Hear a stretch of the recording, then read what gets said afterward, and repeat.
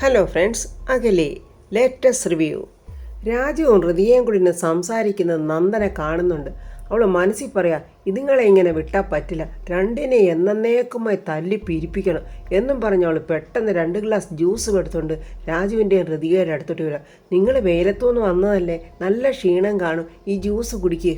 ഹൃതിക അങ്ങനെ താങ്ക്സ് പറഞ്ഞ് ജ്യൂസ് മേടിച്ച് രാജു ആ ജ്യൂസ് വാങ്ങിച്ച് ഇങ്ങനെ കുടിച്ചുകൊണ്ടിരിക്കുമ്പോൾ നന്ദനെ പറയാം, ഞാനിത് രാജുവിന് വേണ്ടി സ്പെഷ്യലായിട്ട് ഉണ്ടാക്കിയ ജ്യൂസാണ്. അത് കേട്ടത് ആ ജ്യൂസ് രാജുവിൻ്റെ നെറുകെ കയറി രാജു അങ്ങ് ചുമയ്ക്കുവാണ്. മനഃപൂർവ്വം അങ്ങനെ പറഞ്ഞിട്ട് പെട്ടെന്ന് നന്ദനെ പറയാം, അയ്യോ സോറി, ഞാൻ പറഞ്ഞപ്പോൾ തെറ്റിപ്പോയതാ, രാജുവിനും ഹൃതികയ്ക്കും വേണ്ടി ഉണ്ടാക്കിയ ജ്യൂസാ. ഹൃതിക പെട്ടെന്ന് രാജുവിനെ ഇങ്ങനെ നോക്കുന്ന കണ്ടുകൊണ്ട് നന്ദന മനസ്സിൽ പറയാം, ഇങ്ങനെ പതുക്കെ പതുക്കെ ഹൃതികയുടെ മനസ്സിലോട്ട് തീപ്പൊരി കയറ്റണം. നന്ദന വന്ന കാര്യം സാധിച്ച് അവളങ്ങ് പോവുക. രാജു ആകെ മൂഡ് ഓഫിൽ ഇങ്ങനെ ഇരിക്കുക. ഹൃതിക രാജുവിനെ തന്നെ ശ്രദ്ധിക്കുക. ഇതിലെന്തോ ഒരു സ്പെല്ലിംഗ് മിസ്റ്റേക്ക് എനിക്ക് മണക്കുന്നുണ്ടല്ലോ, ഒന്നുകിൽ ആ പെണ്ണിന് രാജുവിനോട് ഇഷ്ടം തോന്നിയിരിക്കും. അങ്ങനെയാണെങ്കിൽ രാജു നന്ദനോട് പഴയതൊക്കെ മറന്നേക്കാൻ പറഞ്ഞല്ലോ, അതെന്തിനായിരിക്കും? എൻ്റെ ദൈവമേ, ആകെ കുഴപ്പമായല്ലോ. എന്തെങ്കിലും ഉണ്ടെങ്കിൽ രാജുവിന് എന്നോടങ്ങ് തുറന്ന് പറഞ്ഞുകൂടെ? രാജുവിനാണെങ്കിൽ ഹൃതികയുടെ മുഖത്ത് നോക്കാനുള്ള ധൈര്യമില്ല. രാജു ഇങ്ങനെ കുനിഞ്ഞിരിക്കുക. പെട്ടെന്ന് ഹൃതിക പറയും, രാജു, ആ പെണ്ണിനെ കണ്ടിട്ട് എന്തോ ഒരു കുഴപ്പം തോന്നില്ലേ? ഏത് പെണ്ണിന്? ഏത് പെണ്ണോ? എന്താ രാജു അങ്ങനെ ചോദിച്ചത്? ഈ നന്ദന? ആ ശരിയാ ഋതു, അവളെ കണ്ടിട്ട് എനിക്കും എന്തോ ഒരു ചെറിയ കുഴപ്പം തോന്നുന്നു, എന്തോ ഒരു 10 പൈസയുടെ കുറവ് പോലെ. രാജുവിന് അവളെ നേരത്തെ അറിയാമായിരുന്നു. എൻ്റെ ദൈവമേ, ഋതുവിന് വല്ല ഡൗട്ട് പഠിച്ചോ? ആദ്യമേ തന്നെ സത്യങ്ങളങ്ങ് തുറന്ന് പറഞ്ഞാൽ മതിയായിരുന്നു. രാജു ഇങ്ങനെ ആലോചിച്ചുകൊണ്ടിരിക്കുമ്പോൾ ഹൃതിക, രാജു, ഞാൻ ചോദിച്ചത് കേട്ടില്ലേ? എന്താ രാജു ഒന്നും പറയാത്തത്? ഋതു എന്താ ചോദിച്ചത്? ആഹാ, രാജു വലിയ ആബ്സെന്റ് മൈൻഡ് ആണല്ലോ. രാജു ആ നന്ദനെ നേരത്തെ അറിയുമോന്നാ ചോദിച്ചത്. രാജു വിക്കി പറയും, ഏയ് ഞാനെങ്ങനെ അറിയാനാ, അവളെ ഞാൻ കണ്ടിട്ടില്ല. ഇവളിവിടെ ആദ്യമായിട്ട് കല്യാണം ആലോചിച്ച് വന്നപ്പോഴല്ലേ ഞാനിവളെ ആദ്യമായിട്ട് തന്നെ കാണുന്നത്. ഈ രാജുവിൻ്റെ മുഖം കണ്ടാൽ അറിയാലോ, രാജു പറഞ്ഞതെല്ലാം പച്ചക്കള്ളമാണ്. അല്ല രാജു, ഞാൻ ചോദിച്ചതേ, രാജു കോളേജിൽ പഠിച്ച കാലത്തെ ഈ പെണ്ണും ആ കോളേജിൽ ഉണ്ടായിരുന്നോ എന്നാ ചോദിച്ചത്. ഏയ് ഇല്ല ഋതു, ഇവളെൻ്റെ കോളേജിലങ്ങും പഠിച്ചിട്ടില്ല. ദൈവമേ, അച്ഛൻ പറഞ്ഞു തന്ന ഒരു കാര്യം ഞാൻ ഓർക്കാതിരുന്നതായി പോയല്ലോ പ്രശ്നം. ഭാര്യയോട് മാത്രം ഒരു നുണയും പറഞ്ഞേക്കരുതെന്നായിരുന്നല്ലോ അച്ഛൻ പറഞ്ഞു തന്നത്. ഇപ്പോഴാണെ ഒരു കാര്യമില്ലാത്ത കാര്യത്തിന് നുണ പറയേണ്ടിയും വന്നു. ഇതിന് തിരുത്താനും പറ്റുന്നല്ലോ. എൻ്റെ ഈശ്വര, കുരുക്കായി പോവുമല്ലോ, ഞാനിപ്പോൾ വരാവേറുന്നു എന്നും പറഞ്ഞ് പെട്ടെന്ന് രാജു അവിടെ നിന്ന് എഴുന്നേറ്റ് പോവുക. ഈശ്വര, ഇതെന്തോ കുഴപ്പം തന്നെയാ. രാജു നുണ പറയുന്നതാ. ഈ രാജു എന്തിനാ എന്നോട് നുണ പറയുന്നേ? പ്രതാപൻ ഇപ്പോൾ ആരെങ്കിലും വിളിക്കണമെന്ന് തോന്നിയാൽ വിളിക്കുന്നതെല്ലാം സംയുക്തയാണ്. രാത്രിയിൽ ഫോൺ എടുത്ത് പ്രതാപൻ സംയുക്തയെ വിളിക്കുക. സംയുക്ത ഫോൺ എടുത്തിട്ട്, ഹലോ സാറേ, ഞാൻ രാത്രി വിളിച്ച് ശല്യം ചെയ്യുന്നില്ല, ആദ്യം തന്നെ ക്ഷമ ചോദിക്കുക. എന്നാൽ അതിനിപ്പോൾ പാതിരാത്രിയൊന്നും ആയിട്ടില്ലല്ലോ സാറേ. അങ്ങനെയല്ല, എന്നാലും സന്ധ്യ കഴിഞ്ഞാൽ പിന്നെ രാത്രിയാണെന്നാണല്ലോ പറയാറുള്ളത്. ഇങ്ങനെ പ്രതാപൻ പറഞ്ഞുകൊണ്ടിരിക്കുമ്പോൾ പ്രതാപൻ്റെ ഡോറിൻ്റെ വാതിക്ക് അംബികയെ ഒളിഞ്ഞു നിന്നിങ്ങനെ കേൾക്കുവാണ്. ഞാൻ ഇപ്പോഴാണ് ഒരു കാര്യം ഓർക്കുന്നത്, അതായത് എല്ലാ കാര്യത്തിനും അതിൻ്റെതായ പ്രൊസീജിയേഴ്സും പ്രിൻസിപ്പിൾസും ഇല്ലേ? അങ്ങനെയല്ലേ സിസ്റ്ററെ? സാർ എന്താ ഉദ്ദേശിക്കുന്നതെന്ന് എനിക്ക് മനസ്സിലായില്ല. നമ്മുടെ ചാരിറ്റബിൾ ട്രസ്റ്റിൻ്റെ കാര്യങ്ങൾ മുന്നോട്ട് പോകണമെങ്കിൽ സിസ്റ്ററിൻ്റെ ഒരു സൈൻ കൂടി വേണം. അതിനെപ്പോഴാണ് സാറേ ഞാൻ വരേണ്ടത്? ഞാൻ ഓഡിറ്ററോട് ചോദിച്ചിട്ട് കൃത്യമായി സമയം പറയാം. ഇത് അംബിക ഇങ്ങനെ കേട്ടിട്ട് സന്തോഷത്തോടെ നിൽക്കുക. അങ്ങനെ ഒരു ഗുഡ് നൈറ്റ് പറഞ്ഞ് ഫോൺ കട്ട് ചെയ്തതും പെട്ടെന്ന് അംബിക ഡോറ് തുറന്ന് പ്രതാപൻ്റെ അടുത്തോട്ട് ചെന്നിട്ട്, നന്നായി പ്രതാപ, ഇപ്പം നിനക്ക് പ്രത്യേകിച്ച് തിരക്കുകളൊന്നും ഇല്ലല്ലോ, അപ്പോഴതൊക്കെ ഒന്ന് വേഗം സ്പീഡാക്ക് പ്രതാപ. സ്പീഡാക്കണം ചേച്ചി, എൻ്റെ ഏറ്റവും വലിയ ലക്ഷ്യമാണ് ഈ ചാരിറ്റബിൾ ട്രസ്റ്റ്. അതിനെല്ലാവരുടെയും മനസ്സ് നിറഞ്ഞ സപ്പോർട്ട് വേണം. അയ്യോ പ്രതാപ, എൻ്റെ ഫുൾ സപ്പോർട്ട് നിനക്കുണ്ട് പ്രതാപ. ഇതുപോലെയുള്ള നല്ല കാര്യങ്ങൾ ചെയ്യുമ്പോഴേ ഋതുമോളുടെയും രാജുവിൻ്റെയും സാന്നിധ്യം വേണ്ടേ? നീ പറഞ്ഞോ ആ കാര്യം? പറഞ്ഞില്ലേ ചേച്ചി, പറയാൻ തുടങ്ങുമായിരുന്നു. എന്തായാലും ചേച്ചി ഓർമ്മിപ്പിച്ചത് നന്നായി. അംബിക എന്തോ വലിയ ദുരുദ്ദേശത്തോടു കൂടിയാണ് പ്രതാപനോട് ഇത് പറഞ്ഞത്. ആ പ്രതാപൻ ഇതൊന്നും ഒട്ട് മനസ്സിലാകത്തതുമില്ല. എന്നാൽ ഞാൻ പോയി അവരെ ഒന്ന് വിളിക്കട്ടെ ചേച്ചി. അയ്യോ പ്രതാപ വേണ്ട, ഞാൻ വിളിച്ചോണ്ട് വരാം. അപ്പോഴവിടെ പോയി ഹൃതിയോടും രാജുവിനോടും വേറെ എന്തൊക്കെയോ, അതായത് പ്രതാപൻ്റെയും സംയുക്തയുടെയും കല്യാണക്കാരിയുമായിരിക്കും ഇവൾ കൂട്ടിച്ചേർത്ത് പറയാൻ പോകുന്നത്. ഹൃതിയും രാജുവും അംബികയും കൂടെ അങ്ങോട്ട് വരിക. എന്താച്ചാ? അതെ, എൻ്റെ ജീവിതത്തിൽ ഏറ്റവും വലിയ സന്തോഷമായ കാര്യം നടക്കാൻ പോവുക. ചാരിറ്റബിൾ ട്രസ്റ്റ് എന്നെ അതിന് ഏറ്റവും കൂടുതൽ ഹെൽപ്പ് ചെയ്യുന്നത് ആ സിസ്റ്റർ പവിത്രയാണ്. അപ്പോൾ സിസ്റ്റർ പവിത്രയെ കൊണ്ട് എഗ്രിമെൻറ്റ് സൈൻ ചെയ്യിക്കണം. അപ്പോൾ അങ്ങനെയുള്ള നല്ല കാര്യം നടക്കുമ്പോൾ നിങ്ങൾ രണ്ടുപേരും എന്നോടൊപ്പം ഉണ്ടായിരിക്കണം. ഹൃതികയ്ക്ക് സഹിക്കുന്നതിലും അപ്പുറം ദേഷ്യം വരും. അച്ഛനെന്താ ഈ പവിത്രയുടെ കാര്യത്തിൽ ഇത്രയ്ക്ക് ആവേശം? എനിക്കത് ഒരു മകളെന്ന രീതിയിൽ എനിക്കത് സഹിക്കാൻ പറ്റുന്നില്ല. അതുകൊണ്ടാണ് ഞാൻ ചോദിക്കുന്നത്. ഹൃതികയുടെ ഭാവം കണ്ട് പ്രതാപൻ ഇങ്ങനെ ഞെട്ടി നോക്കി നിൽക്കുക.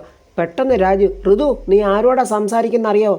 മര്യാദയ്ക്ക് സംസാരിക്കണം. പ്രതാപന് ദേഷ്യം വരും. നീ എന്തുദ്ദേശിച്ചാടി അത് പറഞ്ഞത്? എനിക്കത് മനസ്സിലായില്ല. നീ പറഞ്ഞേ, നീ എന്തുദ്ദേശിച്ചാ അത് പറഞ്ഞതെന്ന് നീ പറഞ്ഞേ പറ്റൂ. പെട്ടെന്ന് രാജു, സാറേ സോറി സാർ, ഋതു ഒന്നും ഉദ്ദേശിച്ച് അങ്ങനെ പറഞ്ഞതല്ല.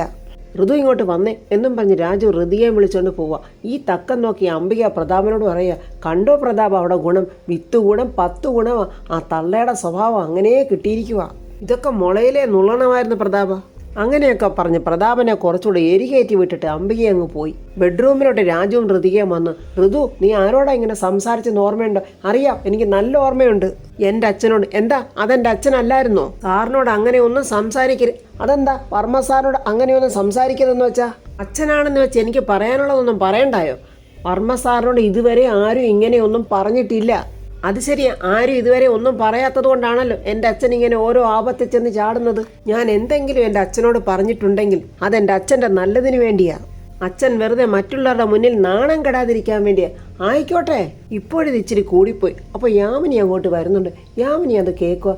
എന്താ ഇവരിങ്ങനൊന്നും സംസാരിക്കാറുള്ളതല്ലല്ലോ, എന്തോ തക്കതായ പ്രശ്നമുണ്ടല്ലോ. ഋതിക രാജുവിനോട് പറയാം, ഞാനും എൻ്റെ അച്ഛനും കൂടെയുള്ള പ്രശ്നങ്ങളെ അത് ഞാൻ പരിഹരിച്ചോളാം. രാജു അതിലിടപെടണ്ട. ഋതു നീ ഇങ്ങനെയൊന്നും ആയിരുന്നില്ലല്ലോ, ഇപ്പം നിനക്ക് എന്താ പറ്റിയത്? സങ്കടപ്പെട്ട് കരഞ്ഞുകൊണ്ട് ഋതിക പറയാം, എല്ലാവരും എന്താ കാണിക്കുന്ന അറിയില്ലേ? എല്ലാവരും ഇപ്പം എന്നോട് കാണിക്കുന്നത് വഞ്ചനയാ. അതിപ്പോൾ അച്ഛനായാലും ഭർത്താവായാലും. ആ വാക്ക് കേട്ട് രാജു അങ്ങ് ഞെട്ടി നിൽക്കുക. അതുപോലെ തന്നെ യാമിനിയും. അല്ലെങ്കിൽ ഞാനൊരു വിഡ്ഢിയാ, പമ്പര വിഡ്ഢി. രാജു മനസ്സിൽ പറയാ. ഋതു മുള്ളും മുനയും വെച്ച് സംസാരിക്കുന്നത് ആ നന്ദനെ പറ്റിയാണല്ലോ. സങ്കടവും ദേഷ്യവും കലർന്ന് ഋതു ഇങ്ങനെ നിൽക്കുക. ഋതുവിനെ നോക്കിയിട്ട് രാജു മനസ്സിൽ പറയാം, ദൈവമേ, ഋതുവിന് സംശയം തുടങ്ങിയിരിക്കുന്നല്ലോ, ഞാനിതെങ്ങനെ പരിഹരിക്കും? എല്ലാവരും വലിയ ബുദ്ധിമാന്മാർ, എന്നെ എങ്ങനെയും പറ്റിക്കാവല്ലോ, ഞാനൊരു മണ്ടിയല്ലേ? ഋതു നീ എന്തൊക്കെയോ തെറ്റിദ്ധാരണകൾ മനസ്സിൽ വെച്ചോണ്ടാ ഇങ്ങനെയൊക്കെ സംസാരിക്കുന്നത്. എനിക്കൊരു തെറ്റിദ്ധാരണയില്ല. എല്ലാവരോടും എല്ലാ കാര്യത്തിലും എനിക്ക് നല്ല ധാരണ തന്നെ ഉള്ളത്. എല്ലാവർക്കും ഒന്നല്ല ഒന്നിലധികം മുഖങ്ങളുണ്ടെന്ന് ഞാൻ മനസ്സിലാക്കാതെ പോയി.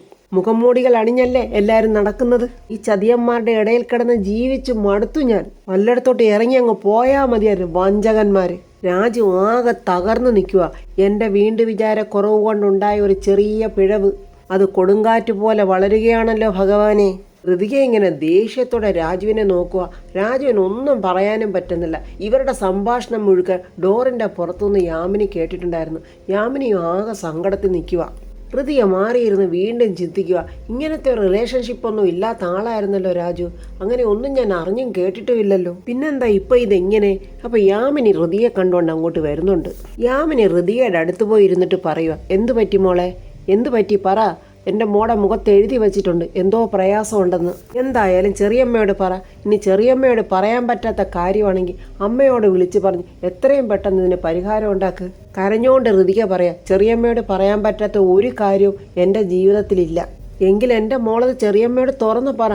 എൻ്റെ മോടെ മുഖമൊന്ന് വാടിക്കണ്ട ഈ ചെറിയമ്മയുടെ ഉള്ളിലൊരു തീയ. അതെങ്ങനെ പറയണമെന്ന് എനിക്കറിയില്ല. ഞാനത് പറഞ്ഞാൽ തന്നെ ചെറിയമ്മ വിശ്വസിക്കുമോയെന്ന് എനിക്കറിയില്ല. മോള് പറയുന്നത് ചെറിയമ്മ വിശ്വസിക്കത്തില്ലെന്ന് പറയുന്നത് തെറ്റ് അല്ല. മോള് പറയുന്നത് എനിക്ക് മനസ്സിലായില്ലെങ്കിൽ മോളോടൊപ്പം നിന്ന് അതെന്താണെന്ന് ചെറിയമ്മ കണ്ടുപിടിക്കും. ഇതെൻ്റെ സംശയമല്ല ചെറിയമ്മ, ഞാനിത് നേരിൽ കണ്ട ഒരു കാര്യമാണ്. അതാ ഞാൻ ചെറിയമ്മയോട് പറയാൻ പോകുന്നത്. മോളെ മടിച്ചു നിൽക്കാതെ കാര്യം എന്താണെന്ന് വെച്ചാൽ മോള് പറ. എനിക്ക് രാജുവിനോടുള്ള സ്നേഹത്തെക്കുറിച്ചും വിശ്വാസത്തെക്കുറിച്ചും പ്രത്യേകിച്ച് ഒന്നും എനിക്ക് ചെറിയമ്മയോട് പറയേണ്ട ആവശ്യമില്ലല്ലോ മോളെ. അതൊക്കെ എനിക്ക് അറിയാവുന്നതല്ലേ. എന്നാൽ രാജുവിനെക്കുറിച്ച് എനിക്കിപ്പോൾ അല്പം വിശ്വാസക്കുറവുണ്ടായി ചെറിയമ്മേ.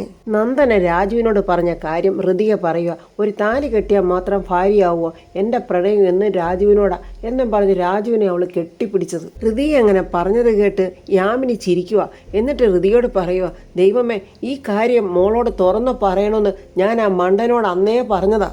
എന്ത് കാര്യമോ ചെറിയമ്മേ? എൻ്റെ മോളെ, ഈ പെണ്ണിനെ ആദ്യം ഇവിടെ കണ്ട ദിവസം തന്നെ രാജു എന്നോട് തുറന്നു പറഞ്ഞതാ. ഈ നന്ദന മാർ ഇവാനീസ് കോളേജിലെ രാജു പഠിച്ചിരുന്ന കാലത്ത് അവിടെ പഠിച്ചിരുന്നവളാ.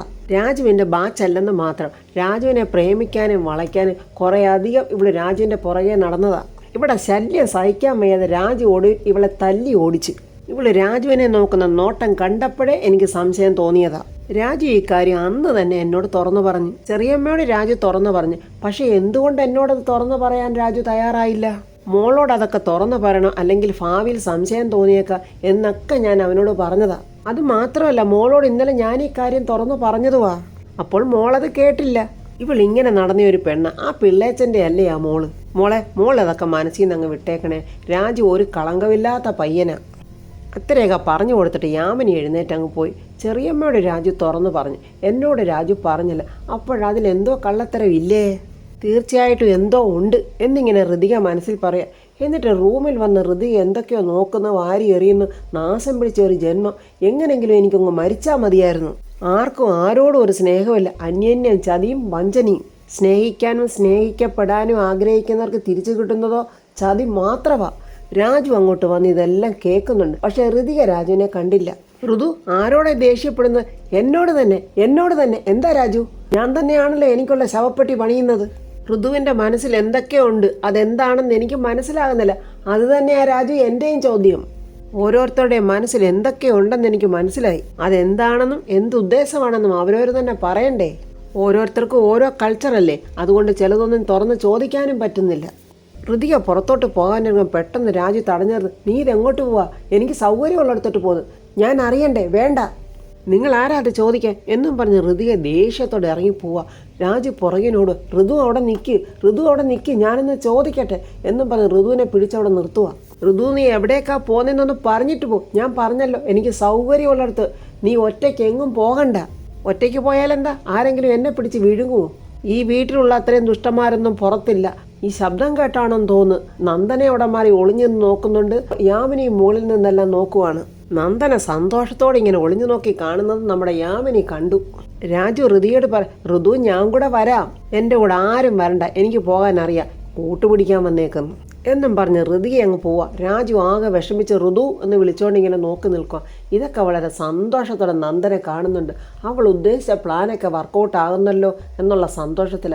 എന്നാൽ ആകെ വിഷമത്തോടെ യാമിനി നോക്കി നിൽക്കുക. നന്ദന സന്തോഷത്തോടെ മനസ്സിൽ പറയാം, സ്വർഗം എത്ര പെട്ടെന്നാണ് നരകമായത്. രണ്ടിനെയും കൂടെ തല്ലി പിരിപ്പിച്ച് എത്രയും പെട്ടെന്ന് ഡിവോഴ്സൂടെ വാങ്ങിച്ച് കൊടുത്താലേ എനിക്കൊരു മനസമാധാനം കിട്ടും. പരസ്യമായ ഇവനെന്നെ തല്ലിയത്, അതിനൊരു ചെറിയ പ്രതികാരം.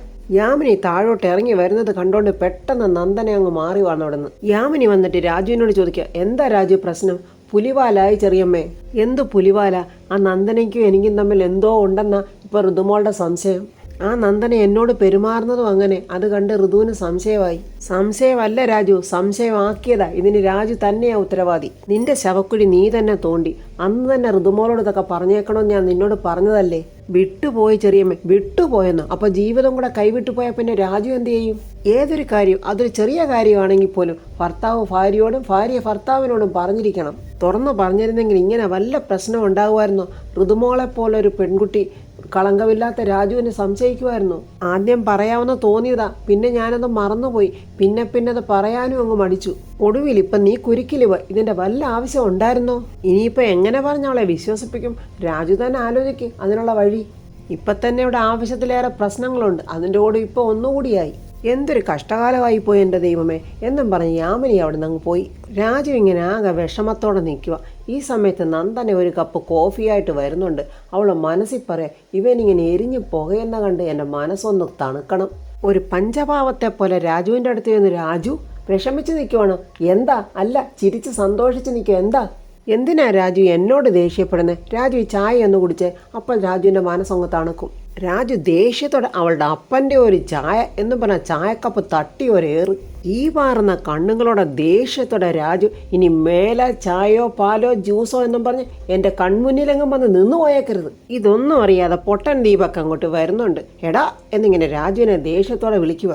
ഡാ, നീ എൻ്റെ പെണ്ണിനോട് മര്യാദകൾ കാണിക്കുന്നു. ഇതെൻ്റെ ഭാര്യയാ. ഞാൻ കല്യാണം കഴിച്ച പെണ്ണ്. നീ ഈ കുടുംബത്തിലെ ഒരാളെന്ന് കരുതിയാ അവൾ നിനക്ക് ചായ കൊണ്ടുവന്ന് തന്നത്. ഇത് ഇത്ര വലിയ തെറ്റാണോടാ? ഇവക്ക് നീ ആരാണെന്നോ നിന്റെ സ്വഭാവം എന്താണെന്നോ വ്യക്തമായിട്ട് അറിയില്ല. ഋതികയുടെ ഭർത്താവാണെന്ന് കരുതി ഇവളൊരു മാന്യത കാണിച്ചു. അതിനെന്തിനാടാ ചായ ഗ്ലാസ് പൊട്ടിച്ചത്? വേണ്ടേ, ഒരു പ്രാവശ്യം ഞാൻ ക്ഷമിക്കുന്നു. ഇനി മേലാൽ എൻ്റെ ഭാര്യയോട് ഇത്തരം മര്യാദകൾ നീ കാണിച്ചാൽ നീ വിവരം അറിയും. ആ മരമണ്ടൻ രാജു ഒന്നും മിണ്ടാതെ നിന്നിട്ട് പെട്ടെന്ന് നന്ദനയോട് സോറി പറഞ്ഞിട്ട് അങ്ങ് പോവുക. എന്നിട്ട് നന്ദനയോട് ദീപക്ക് പറയാം, ദാണ്ടേ ഒരു കാര്യം ഞാൻ നിന്നോടും പറഞ്ഞേക്കാം. ഈ കുടുംബത്തിലുള്ള എല്ലാവർക്കും കൊണ്ടുവന്ന് ചായ കൊടുക്കാൻ നീ ഇവിടുത്തെ ചായക്കടക്കാരിയൊന്നും അല്ലല്ലോ. നീ എൻ്റെ ഭാര്യ, അമ്മ, വല്യമ്മാവൻ, ഞാൻ. ഈ 3 പേരെ മാത്രം നീ പരിഗണിച്ചാൽ മതി. ഒന്നും അറിയാത്ത പാവം നന്ദന.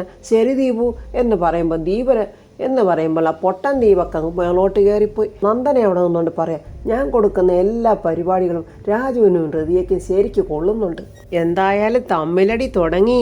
ദേഷ്യപ്പെട്ട് ഇറങ്ങി ഋതു വന്നിരിക്കുന്ന പത്മാവതിയുടെ അടുത്ത് വന്ന് ഒന്നും മിണ്ടാതിങ്ങനെ ഹൃദയായിരിക്കും. എന്താ മോളെ പ്രശ്നം? അമ്മേ, ഞാൻ പറയുന്ന അമ്മ സീരിയസ് ആയിട്ടൊന്ന് കേൾക്കണം. എന്നിട്ട് വളരെ സീരിയസ് ആയിട്ട് തന്നെ അതിന് വേണ്ടത് ചെയ്യുകയും വേണം.